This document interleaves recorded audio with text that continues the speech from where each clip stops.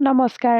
আজি পুনৰ আপোনালোকক মোৰ অন্য এটি ভিডিঅ'লৈ স্বাগতম জনাইছোঁ। আহক আজিৰ ভিডিঅ'টিত আমি জানিবলৈ চেষ্টা কৰিম কোনটো মাহত জন্ম হোৱা ব্যক্তিসকলৰ ব্যক্তিত্ব কেনেকুৱা হয়। এইখিনিতে পুনৰ অনুকিয়াই যাওঁ যে এজন ব্যক্তিৰ ব্যক্তিত্বৰ বিশদ বিৱৰণৰ বাবে কেৱল এটা জন্মৰ বাৰ অথবা জন্মৰ মাহ, তিথি বা ৰাশি লগ্নই পৰ্যাপ্ত নহয়। এজন ব্যক্তিৰ ব্যক্তিত্ব জানিবৰ কাৰণে ব্যক্তিৰ কুণ্ডলীৰ বা কুষ্ঠিৰ পূৰ্ণাংগ অধ্যয়নৰ বিশদ প্ৰয়োজন। প্ৰথমে আমি জানিম বহাগ মাহৰ বিষয়ে। বহাগ মাহত জন্ম লাভ কৰা ব্যক্তিসকলৰ বিষয়ে পোৱা শ্লোকটো হৈছে ধৰ্মজ্ঞ সুবসু ধীৰ গীতবাদ্য বিশাৰদ পিতৃবাক্য প্ৰিয়স্য বৈশাখে জায়তে নৰ। অৰ্থাৎ তেওঁলোক ধৰ্মজ্ঞানযুক্ত সুবক্তা ধীৰ প্ৰকৃতিৰ পিতৃ আজ্ঞাবাহী গীত বাদ্য বিশাৰদ সৰল লক্ষ্যপটু হয়। এওঁলোকে সামাজিক কাম কাজত জড়িত হৈ অধিক ভাল পায়। জেঠ মাহ অতি ক্লেশ সহু মানি চতুৰু বহু পোষক মিষ্টান পানভুক্তা চ জ্যৈষ্ঠে সংজায়তে নৰ।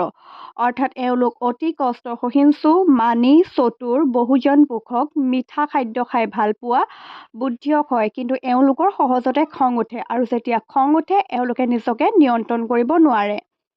আহাৰ মাহ এওঁলোক অন্য বিদ্যান্বিত শান্তু ৰূপবান বহু পোষক চপল সুবচা মানি আহাৰে জায়ত নৰ। অৰ্থাৎ এওঁলোক শান্ত প্ৰকৃতিৰ বিভিন্ন বিদ্যাত নিপুণ ৰূপবান বহুজনক নিয়ন্ত্ৰণ কৰিব পৰা অৰ্থাৎ নেতৃত্ব গুণ সম্পন্ন মানি চঞ্চল অস্থিৰ হয়।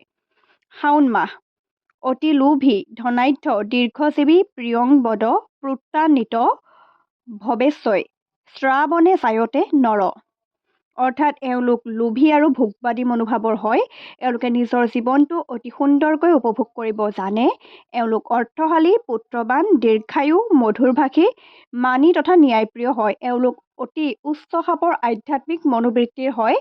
এওঁলোকে অতি উচ্চস্তৰীয় ভক্তি কৰিব পাৰে।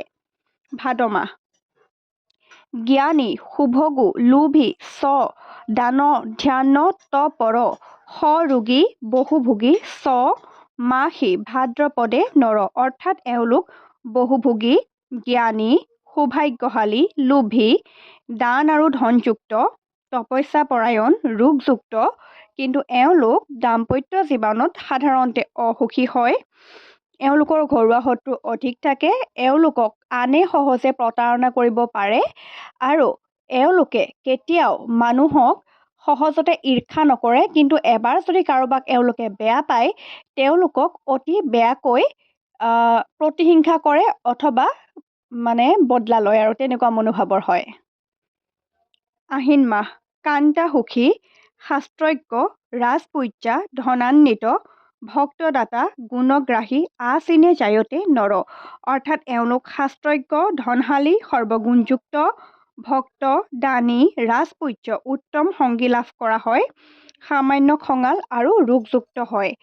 এওঁলোকে কেতিয়াও মানুহক সহজে ক্ষমা কৰি নিদিয়ে। অৰ্থাৎ আপোনালোকে যদি এওঁলোকক কেতিয়াবা আঘাত কৰে বা এওঁলোকৰ কিবা অপকাৰ কৰে এওঁলোকে সেই কথাটো মনতে ৰাখি থয়।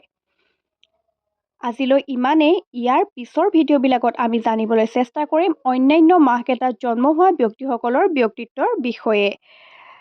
যদিহে আপোনালোকে মোৰ ভিডিঅ'বিলাক চাই ভাল পাইছে আৰু আপোনালোকৰ লগত মিলি গৈছে তেন্তে অনুগ্ৰহ কৰি মোৰ চেনেলটো লাইক শ্বেয়াৰ আৰু ছাবস্ক্ৰাইব কৰি মোক আগুৱাই যোৱাত সহায় কৰিব। আৰু আপোনালোকে যদি নিজৰ কুষ্টি মোৰ দ্বাৰা অধ্যয়ন কৰাব বিচাৰে তেন্তে আপোনালোকে মোৰ সৈতে যোগাযোগ কৰিব পাৰে। আজিলৈ ইমানেই। পুনৰ অন্য এটা ভিডিঅ' লৈ মই অতি সোনকালে আপোনালোকৰ ওচৰলৈ আহি আছোঁ। ধন্যবাদ।